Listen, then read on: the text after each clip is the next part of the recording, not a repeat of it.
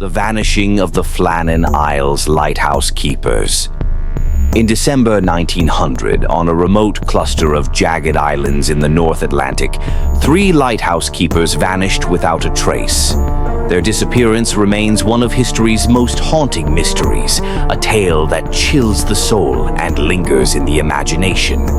Was it a tragic accident, a sinister force, or something beyond human understanding?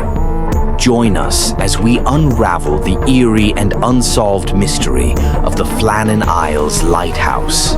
On the evening of December 7th, 1900, Superintendent Robert Muirhead of the Northern Lighthouse Board stood on the east landing of Island Moor, the largest of the Flannan Isles. The wind howled around him as he shook hands with his 3 colleagues, Donald MacArthur, Thomas Marshall, and James Ducat, and bid them farewell. The men were seasoned keepers, tasked with maintaining the lighthouse that stood as a beacon of safety in one of the most treacherous stretches of ocean. As Muirhead climbed into his small boat and set off for the mainland, he glanced back at the island. The 3 men stood on the landing, waving as the boat grew smaller in the distance. The lighthouse loomed behind them, its light cutting through the gathering dusk. Muirhead raised his hand in a final wave, unaware that he would be the last person to ever see them alive. The Flannan Isles, a group of 7 small islets located 20 miles west of Scotland's Outer Hebrides, were named after Saint Flannan, a 7th century Irish priest. For centuries, the islands had remained uninhabited, their rugged cliffs and harsh weather making them inhospitable. Local fishermen and settlers viewed the isles with deep superstition, believing them to be cursed. Many ships had met their doom on the jagged rocks, and while the Hebrides occasionally ferried sheep to graze on the island's lush turf, no one dared to spend a night there. In the 1890s, the Northern Lighthouse Board decided to construct a lighthouse on Island Moor to guide ships safely through the treacherous waters. The project took 4 grueling years, with construction constantly hampered by the relentless Atlantic storms. Supplies were difficult to land, and the workers faced the ever-present danger of being swept away by the waves.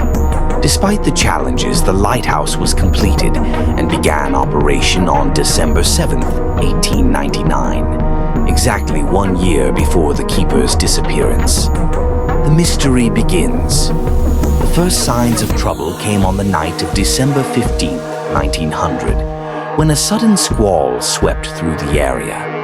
The captain of the SS Arctur, an American steamer en route from Philadelphia to Edinburgh, noticed something unusual as his ship passed the Flannan Isles.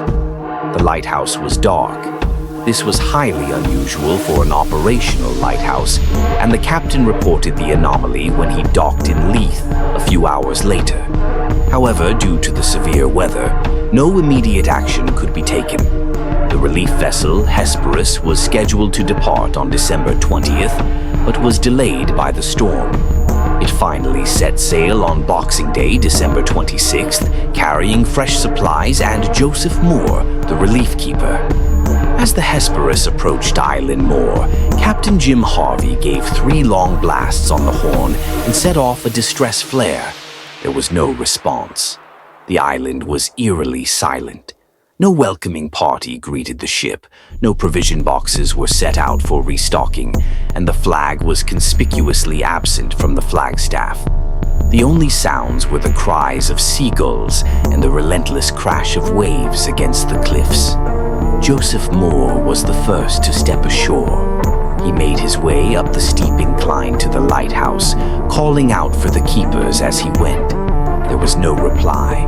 The entrance gate and main door were both closed, and inside the lighthouse appeared untouched. The lamps were clean and refilled, the beds were unmade, and cold ashes sat in the grate. It was as if the men had simply vanished in the midst of their daily routine. Moore's unease grew as he noticed an overturned chair in the kitchen and realized that all the clocks had stopped. He returned to the Hesperus to report his findings, then led a team of men back to the lighthouse for a more thorough search. At the East Landing, everything was intact, but the West Landing told a different story. A supply box 110 feet above sea level had been smashed, its contents scattered. Iron railings were bent, a railway track had been torn from its concrete housing, and a massive boulder had been dislodged. Turf had been ripped away from the cliff edges, and the damage was consistent with a violent storm. The keeper's logbook offered some clues. The last entry, dated December 15th, noted the severe weather and damage to the West Landing.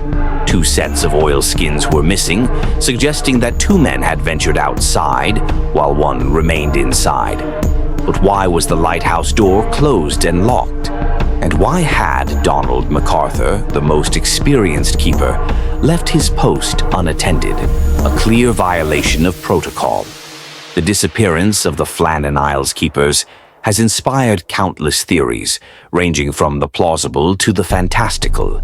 Some believe the men were swept away by a freak wave while securing equipment at the West Landing. Others suggest a fight broke out, ending in murder and suicide. More imaginative explanations include sea monsters, foreign spies, or even alien abduction. Local legends speak of a cursed island haunted by the spirit of Saint Flannan. The Northern Lighthouse Board concluded that the men were likely caught by a rogue wave, but the mystery persists. How did 3 seasoned keepers, intimately familiar with the dangers of the sea, fall victim to such a fate?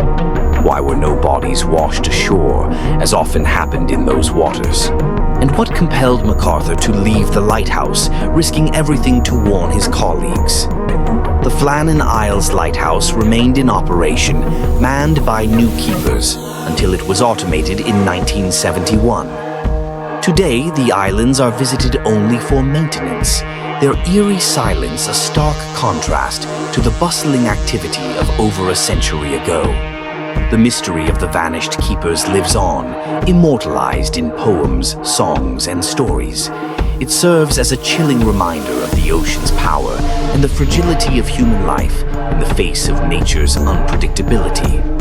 As Superintendent Muirhead somberly reflected in his official report, I was the last person to shake their hands and bid them adieu. The truth of what happened on those cold December days may never be known, but the story of the Flannan Isles keepers endures, a haunting enigma, forever lost to the waves. The disappearance of the Flannan Isles lighthouse keepers is more than just a mystery. It's a testament to the enduring power of the unknown. In a world where so much has been explained, this tale reminds us that some secrets remain buried, waiting to be uncovered. Whether by accident, fate, or something more sinister, the fate of Donald MacArthur, Thomas Marshall, and James Duckett continues to captivate and haunt us, a ghostly whisper from the edge of the world.